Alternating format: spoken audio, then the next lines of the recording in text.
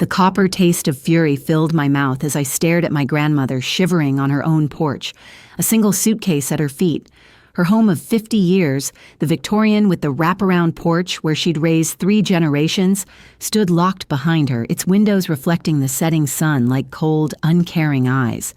My pulse hammered in my ears as her frail hand reached for mine. "They changed the locks while I was at the funeral home," she whispered, her voice cracking like autumn leaves. "Your mother said the house belongs to them now." Through the bay window, I caught sight of movement.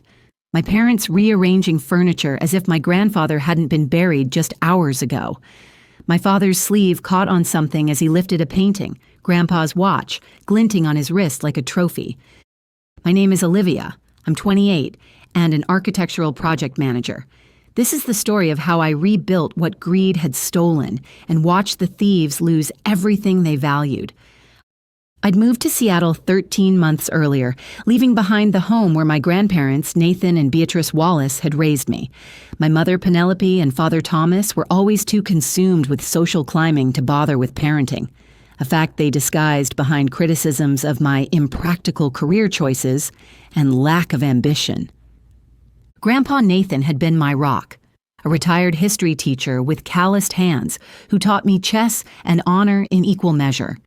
Grandma Beatrice was warmth personified, her kitchen perpetually scented with cinnamon and sage, her wisdom dispensed alongside homemade bread. Their house wasn't just a building, it was the heartbeat of the neighborhood, where Sunday potlucks brought together people from all walks of life. My calls with Grandma had grown increasingly strange in the months before Grandpa's death. She'd change subjects abruptly when mentioning my parents, her voice dropping to a near whisper. "Everything's fine," she'd insist, though I could hear the tremor beneath her words. I'd offered to come home when Grandpa's health declined, but she'd refused. "Focus on your career, honey. Nathan would want that."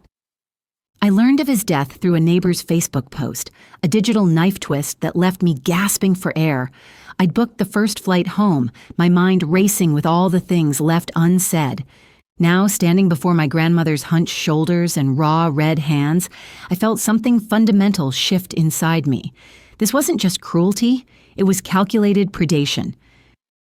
"You're coming with me," I told her, gathering her suitcase, "and I promise you they will pay for this." That night, in a budget hotel room, I held Grandma as she finally broke down, her body convulsing with sobs that seemed to come from somewhere ancient and wounded. 50 years, she kept saying. 50 years we built that life together. I stroked her silver hair until she fell into exhausted sleep, then opened my laptop. By morning, I had a plan, not just for justice, but for restoration. The next morning, I set up a makeshift office in our hotel room while Grandma rested. I began my investigation methodically, the way Grandpa had taught me to approach any complex problem. The county archives revealed the original property deed from 1972 with both Nathan and Beatrice Wallace as co-owners. But a newer will, dated just 2 months before Grandpa's death, left everything to my father. Something felt wrong. Grandpa had always been meticulous about protecting Grandma. Once, when I was 12, he'd told me while planting tomatoes in their garden, "Always have a backup plan, Liv. I've made sure your grandmother will never be without shelter or security, no matter what happens." I expanded my search, bank records, safety deposit boxes, financial statements. 3 weeks of digging revealed what my parents had tried to bury.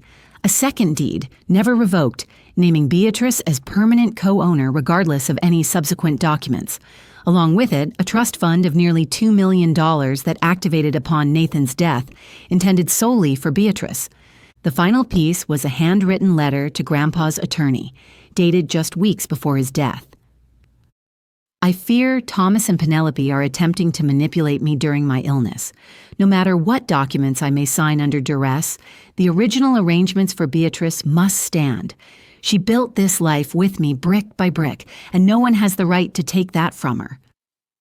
My hands trembled as I laid everything before Mr. Jacobson, Grandpa's longtime attorney whom I remembered from childhood visits to his downtown office. His eyes widened as he reviewed the evidence. "This is clear-cut elder abuse and fraud," he said, "but I have a suggestion that might give you something more satisfying than a standard lawsuit." His plan was elegant in its simplicity.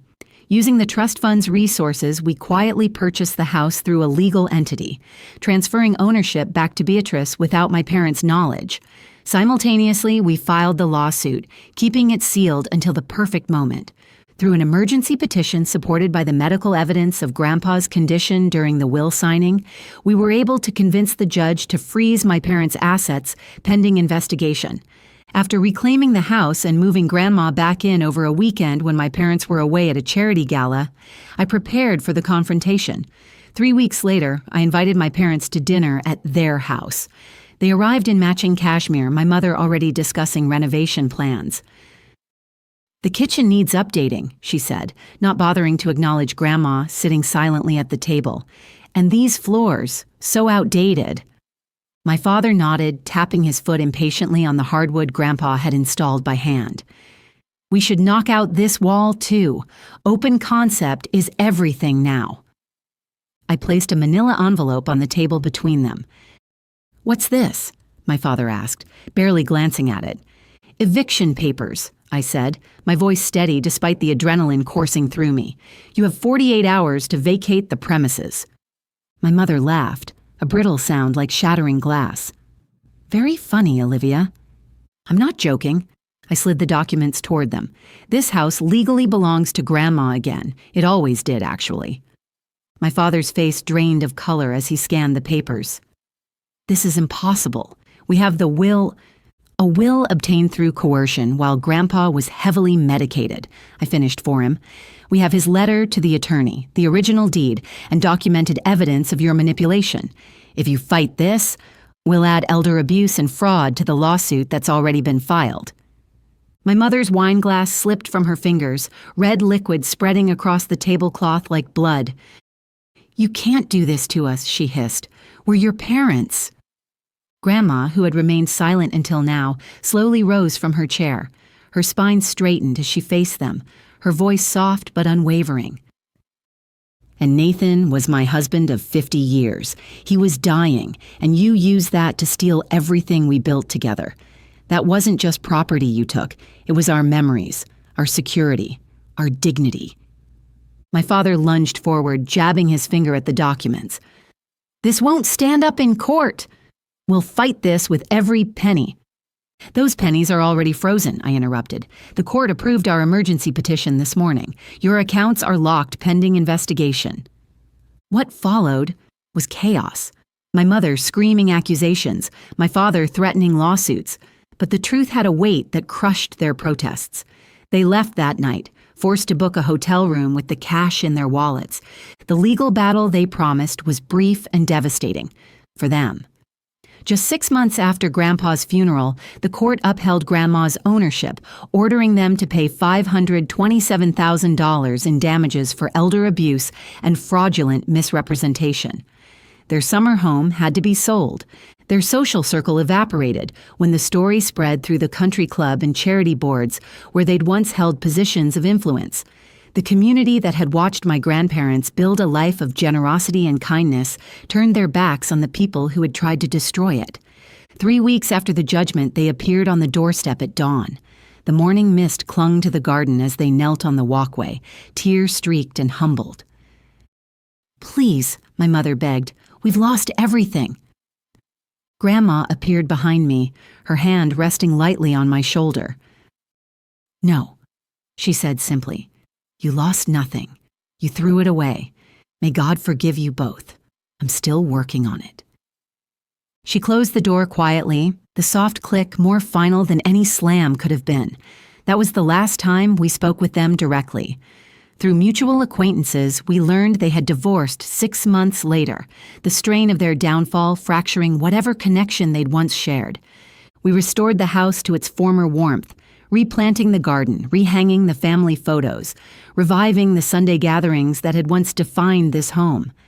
Grandma used part of the trust fund to establish a scholarship in Grandpa's name for students pursuing education degrees, a living legacy for the teacher who had shaped so many lives. My parents moved to a small apartment across town. No one visited. They became shadows, glimpsed occasionally at grocery stores, their designer clothes gradually replaced by discount brands. I established my architectural firm nearby, specializing in renovating historic homes. Every morning, Grandma and I have coffee on the porch, watching the neighborhood wake up. Every evening, we leave the porch light on, just as Grandpa always did. Revenge wasn't fire and fury. It was the quiet restoration of balance, the unwavering defense of dignity, and the recognition that family isn't defined by blood, but by who remains when the storm has passed. Before you go, here's a quick bonus for sticking around. If you love learning and growing like I do, you need to try audiobooks. I've got an exclusive deal with Audible. Your first month is completely free. That's access to over 500,000 titles. Zero cost to you. All the details are waiting in the description. Don't miss this one.